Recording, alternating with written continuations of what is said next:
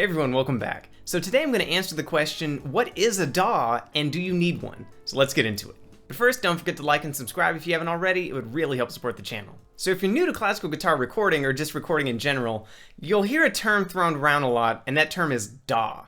D-A-W, which stands for Digital Audio Workstation. And depending on your needs as a player, you may or may not need to use one. So I figured I'd talk a little bit about that and kind of clear up some things for you guys. So as a player, how would you know when you need to use a DAW? And the answer is pretty simple. Do you want to manipulate the recording after you've done it? If you're just using this for practice, you really don't need a DAW. If you're using your phone, a Zoom recorder or something like that, and you're just trying to listen to your practice session, and you can just put on some headphones directly into the Zoom or something like that, or just listen to it, you really don't need to mess with a DAW or like downloading the files to listen to it. It's really not going to be of much benefit to you. However, if you want to record multiple takes and then put them together, or you want to add effects like reverb, compression, EQ, you want to change the loudness in kind of a meaningful way, then you're really going to want a DAW. Now, there are so many DAWs out there to choose from. I'd first like to take a second and just kind of tell you guys what you should probably look for when looking for a DAW, and then at the end I'll give you a couple recommendations based on like the feature set, price, and just kind of overall value as a classical guitar player. So when I was looking for a DAW, and at this point I've worked with pretty much all of them, there's a couple things that over the years I found really helpful that I look for in almost any DAW. And to be frank, most DAWs have these. Some better than others, and that's why I have personal preferences. But there are certain features as a classical guitar player specifically that I look for. So a couple of these would be metering. If you have a DAW that doesn't have a clear system to meter your volume levels, like you're trying to check input, you know, how loud you're playing and what's going on into the interface, that can be a problem. I love Studio One because they have really huge meters and they actually just have an input section dedicated to that, so I don't have to really rig something up or try to do custom workarounds. And I find that really helpful, and it keeps me from clipping or having weird audio issues in my recordings. Another feature that I should mention, especially in this day and age, is as a classical guitar player, you really want to find a DAW that is targeted towards audio. Now that sounds self-explanatory because all digital audio workstations work with audio. However, some of them, specifically Ableton, are mostly targeted towards digital audio samples or electronic instruments. I know a lot of people that try to get Ableton because it's super popular and it's a great DAW if you're going to use it for what it's intended for, but if you're trying to record classical guitar into it, you're kind of in for a nightmare. It's mostly meant for beat sequencing and things like that. If you're working with synths, drums, that kind of a thing, it's awesome for, and it has a lot of features that other DAWs just don't have. The problem is that when you try to record audio into it and you just want to do really basic things like add reverb and crossfades and, you know, edit things in any meaningful manner, that can be a little bit of a trick, and it's so expensive. I try to steer people away from Ableton for that reason. So kind of watch out for that when you're on the look for your DAW. Another thing to consider when you're buying a DAW is what kind of plugins it comes with. So for classical guitar, you really don't need a lot of plugins, and practically every DAW comes with some sort of like EQ, some sort of reverb, you know, really basic audio tools. I mean, this is like the audio equivalent of like having a hammer, some nails, a drill, just the most basic things. You know, you don't really need like a giant, crazy powerful bandsaw if you're just trying to like put together like a coffee table and you just need a screwdriver, that kind of a thing. So I mean, if you're going to buy a DAW, you want to make sure it has a feature set that you use, but don't get super crazy on like, I have to have like a million plugins or something. And frankly, practically every DAW that I've tried has awesome stock plugins, and they have a lot of them. Pretty much any DAW I've used, I've really never needed to go get a different plugin of some sort. However, I do like to, because you might like the sound of like an aftermarket plugin that you can buy, things like that.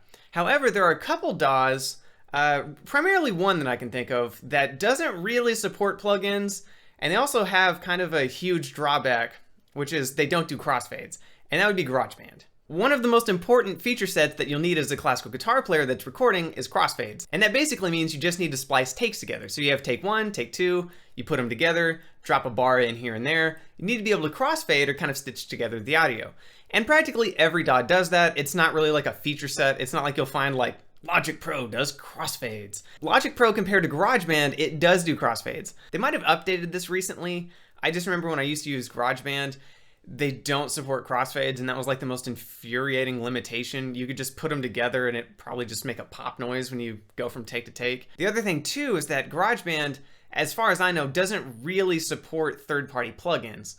Or at least they didn't used to, and they might have changed the file format or something like that. But, you know, it's something to research when you're going into it. I know a lot of people start out with GarageBand, and it's awesome. However, you'll quickly run into certain limitations. So just something to watch out for. So which DAWs do I recommend? So my recommendation is kind of weighted on value and feature set. And the one that I generally recommend to most people is Reaper. Mostly because the trial technically never expires, and when you pay for it, it's only $60, and you get like, I don't know, 1 or 2, maybe 3 updates or something like that. You know, when they go from like Reaper 5 to 6 to 7 or something. And it's fully featured, has probably the biggest set of plugins. You can customize it probably more than any other DAW, and the download is in the megabytes. It's absurd. Like, it was basically created by the people that did Winamp in the 90s, and then they sold it and just made boatloads of cash. Well, now they make a DAW, and it's basically free, and it's amazing. The reason I don't primarily use that anymore is there are certain features on Presonus Studio One that I really enjoy. I like the UI. I know you can customize Reaper, but there's certain things about it that just kind of annoy me. And when I'm not doing classical guitar, I work a lot with MIDI, and that was one of the things, at least in like the versions of Reaper that I've used, where MIDI is a little bit clunky. There are certain things that in Presonus Studio One that makes the MIDI just a little bit easier to work with, and you can work with software instruments and stuff. But that's just something to consider. Overall, Reaper is probably my go-to choice. Some people use Audacity, and I know people get great results with Audacity. I personally just hate Audacity. I used it back in high school in like the early 2000s, and it hasn't changed since then, and I don't like it. The UI is just kind of annoying. I know people get great results. This is just my personal ranting. So really take it with a grain of salt. But you know, I like Reaper. You might like Audacity. I just tend to find that when people ask me questions about why they can't do certain things, they generally have Audacity. And then when I recommend they get a different DAW, that seems to be fixed. So I don't know, there might be some kind of weird correlation there. My other recommendation would probably be either Logic Pro or Presonus Studio One. They're weighted pretty evenly. I used to use Logic Pro, but then when I switched computers, I needed something that was cross-platform, so that's why I use Presonus, and it works great. If you can get it on a discount, or if you have another DAW and get a cross-grade, it's a little bit cheaper. I know buying these DAWs, like the price jumps just tremendously. That's why Reaper is my #1 pick, because full price, $60. Literally any DAW after that, you're looking at like $2.99, $3.99, $4.99. Ableton's, I think, like $5.99 or something for the entire license. And those are kind of my recommendations. After that, there's a lot of other ones that are really good. I've heard good things about like Digital Performer. There's a few other ones. The one that I just don't get is Pro Tools. Just don't do it. If you learn anything from my channel, don't get Pro Tools. Don't do it. It's a fine DAW or whatever, but like the licensing is awful. You know, if you're a classical guitarist and you use Sibelius and you deal with Avid, they're Avid.